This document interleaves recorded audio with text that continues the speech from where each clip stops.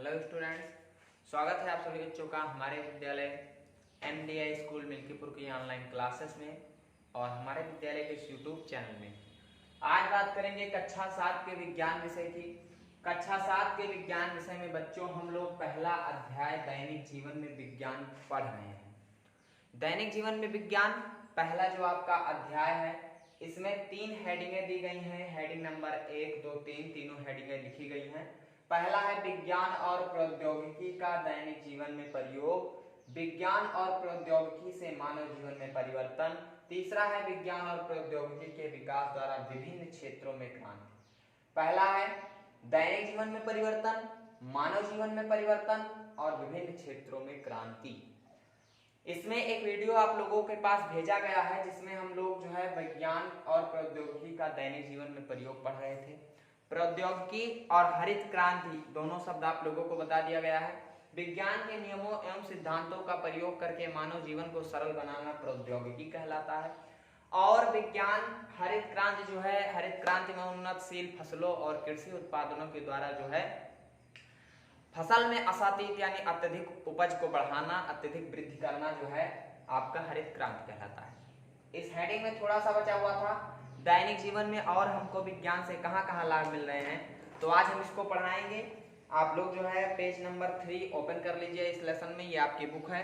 तो चलिए page number 3 से शुरू करते हैं। देखिए लिखा है, आजकल आधुनिक तकनीक के नित नए प्रयोगों द्वारा विभिन्न क्षेत्रों में वृद्धि हुई है। विज्ञान प्रौद्योगिकी से किन किन क्षेत्रों में वृद्धि हुई है? मत्स्य उत्पादन, मत्स्य का मतलब बच्चों मछली होता है। उन्नति प्रकार के मत्स्य बीज द्वारा आज मछली के क्षेत्र में जो मछली का उत्पादन है उसमें विज्ञान के योगदान से प्रचुर मात्रा में मछलियों का परिपालन हो रहा है। सब्जी उत्पादन में भी उन्नतशील बीजों के द्वारा ही सब्जियों का उत्पादन हो रहा है और उन्नतशील बीज किसकी देन है? विज्ञान की। रेशम उत्पादन, पहले हम लोग जो है रेशम का बहुत कम उपयोग होता था और क्योंकि मिलता नहीं था। आज रेशम का बहुत सारे कपड़े आपको मिल जाएंगे और वो महंगे भी उतने नहीं रहेंगे क्योंकि अब बहुत मात्रा में रेशम का उत्पादन होने लगा। और ये कैसे हो रहा है? वैज्ञानिक विधि द्वारा कीटों को शहतूत के वृक्षों पर पाला जा रहा है। आज सुअर का पालन हो रहा है, मुर्गी पालन हो रहे हैं, गाय भैंसों का पालन हो रहा है। इस प्रकार विभिन्न क्षेत्रों में विज्ञान ने हमको योगदान दिए हैं। उपरोक्त सभी तथ्यों द्वारा हम कह सकते हैं विज्ञान ने प्रौद्योगिकी तथा प्रौद्योगिकी ने मानव जीवन का विकास किया। विज्ञान ने प्रौद्योगिकी को बनाया, प्रौद्योगिकी ने मानव जीवन को बनाया। वास्तव में प्रौद्योगिकी और विज्ञान एक दूसरे पर आश्रित हैं। प्रौद्योगिकी का विकास के नियम तथा सिद्धांतों के दैनिक जीवन में उपयोग से होता है। यही कारण है प्रौद्योगिकी को व्यवहारिक ज्ञान भी कहते हैं। ठीक है, इसी प्रकार विज्ञान का जितना अधिक विकास होगा उतना प्रौद्योगिकी विकसित होगी और जितनी प्रौद्योगिकी डेवलपमेंट होगी उतना हमारा जीवन सरल और उन्नतशील बनेगा। बच्चों एक छोटी सी जानकारी आप लोगों को देना चाहेंगे। जो क्रांति है, कुछ शब्द हरित क्रांति के जैसे और हैं और वो किनसे संबंधित है जान लीजिए आप। हरित क्रांति जो है कृषि के क्षेत्रों की बात कर रहे हैं। हरित क्रांति अगर कोई पूछेगा तो आपको बताना है फसल उत्पादन से संबंधित है। श्वेत क्रांति की बात करें तो आपको बताना है श्वेत क्रांति दूध उत्पादन से, दुग्ध उत्पादन से संबंधित है। पीली क्रांति आपकी जो है दालों से संबंधित है, तिलहन से कह सकते हैं। भूरी क्रांति आपकी उर्वरक उत्पादन से संबंधित है। नीली क्रांति आपकी मत्स्य उत्पादन, मछली उत्पादन से संबंधित है।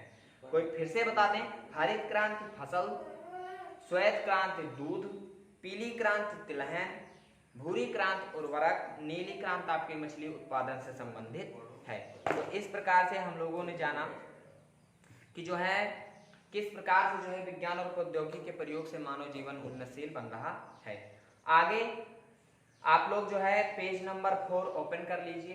इसी के साथ आपकी जो ये हेडिंग है, पहली हेडिंग, ये आप लोगों की समाप्त हो गई है। विज्ञान और प्रौद्योगिकी का दैनिक जीवन में क्या प्रयोग हुआ है, विभिन्न क्षेत्रों में प्रयोग हुआ है, सब आपको बताया जा चुका है। इसके बाद अब बात करेंगे विज्ञान और प्रौद्योगिकी से मानव जीवन में क्या क्या परिवर्तन हुए हैं।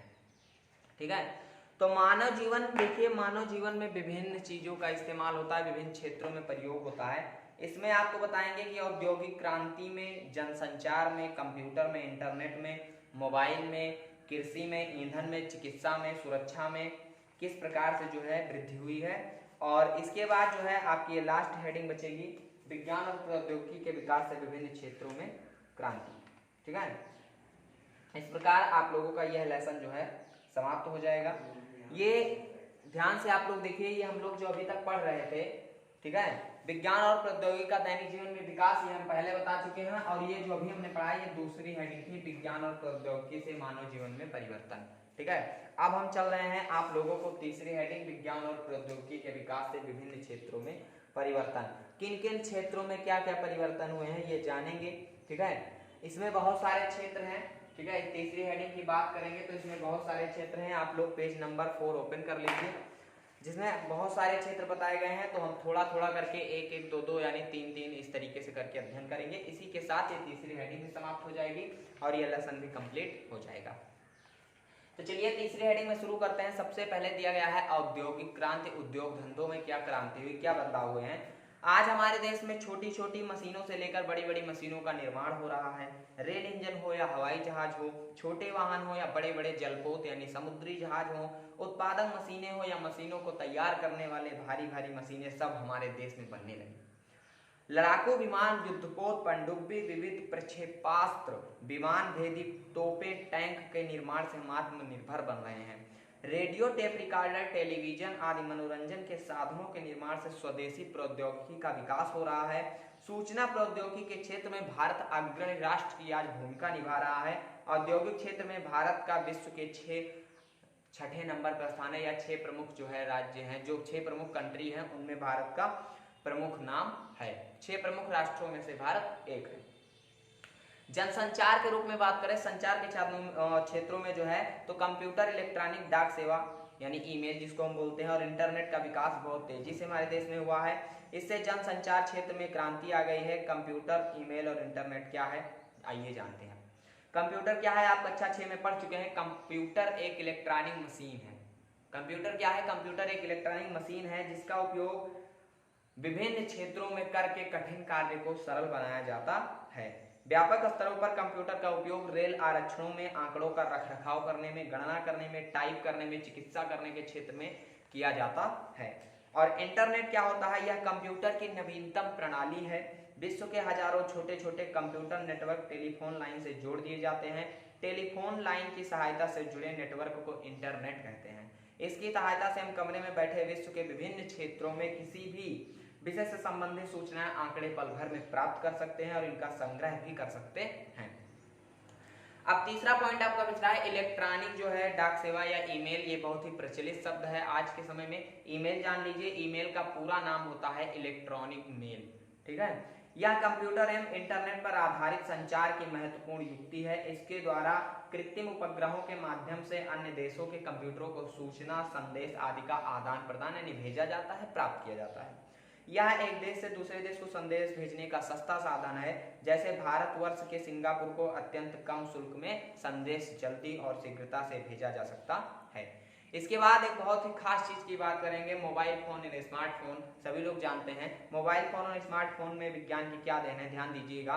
मोबाइल फोन का जनसंचार के क्षेत्र में व्यापक योगदान है। यह एक इलेक्ट्रॉनिक उपकरण है। यह टेलीफोन की तरह बात करने के अलावा अतिरिक्त सेवाओं के लिए भी इसका प्रयोग होता है, जैसे संदेशों के आदान प्रदान के लिए, एसएमएस के लिए, गेम खेलने के लिए, आवाज को संरक्षित करने, वॉइस रिकॉर्डर के लिए, वीडियो बनाने के लिए, देखने के लिए, फोटो खींचने के लिए, भौगोलिक स्थिति जीपीएस जानने के लिए, बैंकों द्वारा पैसे को ट्रांसफर करने के लिए। इसके बाद कृषि के क्षेत्र में क्या हुआ है, जनसंख्या विस्फोट यानी बढ़ती हुई जनसंख्या को जनसंख्या विस्फोट कहते हैं। बढ़ती हुई जनसंख्या से भूमि पर दबाव बढ़ा है, जिसके कारण खाद्यान्न की समस्या मानव के लिए एक विशेष प्रकार की चुनौती के रूप में खड़ी हुई है। किंतु ये कहिए कि वैज्ञानिकों ने अच्छे आविष्कार कर दिए, जैसे ट्रैक्टर हो गया, अच्छे प्रकार के हल हो गए, ट्यूबवेल हो गई, कीटनाशक दवाएं हो गई, उन्नत कोट के बीज हो गए, रासायनिक उर्वरकों आज से प्रयोग से कृषि उपज में वृद्धि हो चुकी है। इसके फलस्वरूप आने वाली जनसंख्या को पर्याप्त मात्रा में आज खाद्यान्न उपलब्ध हो रहा है और विदेशों में भी सप्लाई कर रहे हैं। ये विज्ञान की ही देन है। तो इस प्रकार से आप लोगों को बताया गया जो है कि औद्योगिक क्रांति, जनसंचार क्षेत्र में क्या क्रांति हुई, कंप्यूटर में क्या विकास हुआ, इंटरनेट और ईमेल, मोबाइल फोन के बारे में बताया गया। एक पॉइंट अगला बन रहा है आप लोगों का कृषि, ये भी बताया गया। कृषि के बाद एक नेक्स्ट पॉइंट है ईंधन। ईंधन के बारे में जान लीजिए। ईंधन का मतलब वो होता है जिसको जलाने से हमको उष्मा और ऊर्जा मिले। पेड़ की सूखी पत्तियां, गोबर से तैयार उपले यानी कंडे जिनको बोलते हैं, लकड़ी, कोयला, मिट्टी के तेल बहुत पहले से ईंधन के स्रोत रहे हैं। इनका प्रयोग करने में बहुत अधिक समय और श्रम लगता था, परंतु आज क्या हो रहा है, वर्तमान में पेट्रोल, डीजल, खाना पकाने की गैस का प्रयोग हो रहा है। जैसे ईंधन का बड़े पैमाने पर उत्पादन हो रहा है, एक स्थान से दूसरे स्थान तक आवागमनों की इनकी उत्तम व्यवस्था भी हो चुकी है। इस प्रकार से समय की बचत हो रही है, मेहनत की बचत हो रही है और हमको ऊर्जा पर्याप्त मात्रा में मिल रही है। फलस्वरूप ईंधन के क्षेत्र में भी क्रांति आ चुकी है। इस प्रकार सोलर कुकर जैसे उपकरणों का व्यापक रूप में प्रयोग हो रहा है। इस प्रकार से बच्चों हमने आज आप लोगों को औद्योगिक क्रांति, जनसंचार क्षेत्र में क्रांति, कंप्यूटर, इंटरनेट, इलेक्ट्रॉनिक सेवा, मोबाइल फोन, कृषि और ईंधन के बारे में बताया। आगे आपको बताएंगे चिकित्सा एवं राष्ट्रीय सुरक्षा के क्षेत्र में, युद्ध के क्षेत्र में, और इसके बाद आगे जो 3 नंबर का वीडियो जाएगा उस वीडियो में आपकी आखिरी हेडिंग समाप्त हो जाएगी, यानी 3 वीडियो में आपका लेसन कंप्लीट हो जाएगा। इसके बाद आप लोगों को एक्सरसाइज इसकी आगे की भेजी जाएगी। मिलते हैं आगे के क्षेत्रों में और आगे की वीडियो के साथ, तब तक के लिए आप सभी बच्चों से नमस्कार।